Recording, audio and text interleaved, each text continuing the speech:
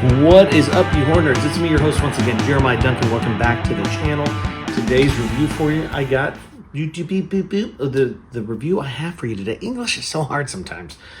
It's a 2010 movie. It is in a series of movies, and I know you've heard of it because it's Paranormal Activity 2.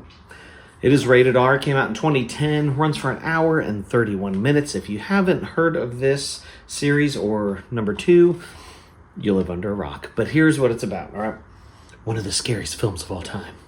All right, Paranormal Activity 2 is as groundbreaking as the original.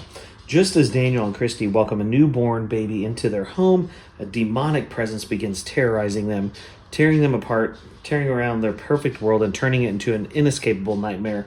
Security cameras capture the torment, making every minute horrifyingly real.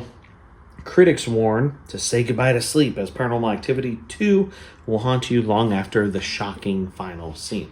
So, again, this is, to me, Paranormal Activity is quite the series, especially when it comes to found footage type movies and stuff. I mean, I enjoy these. I'm not going to lie, because I love the paranormal movies. I love the found footage movies. It's the best of both worlds.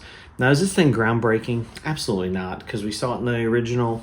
But the story's pretty cool, and it's a continuation, and I do like that. I think that's pretty rad. This was co-written by Christopher Landon, who, of course, did the original, or the Paranormal Activity, the marked ones, as well as Happy Death Day to You. So that's pretty neat. But, dare I say, I'm going to go ahead and say it, okay? This series is probably the second greatest found footage series ever. Of course, Blair Witch is number 1. They kind of broke the ground with it, but this one, using the security cameras and stuff, is fantastic. You know what you're getting when you're watching these. This movie itself, actually, when it came out, it broke records for the biggest midnight release of an R-rated film.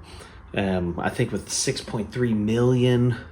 This is like the biggest opening night for a horror movie. I think opening weekend they did like 41.5 million, which is insane because the budget was like so small. It's security cameras, you know what I mean? This thing is super enjoyable. I enjoy it.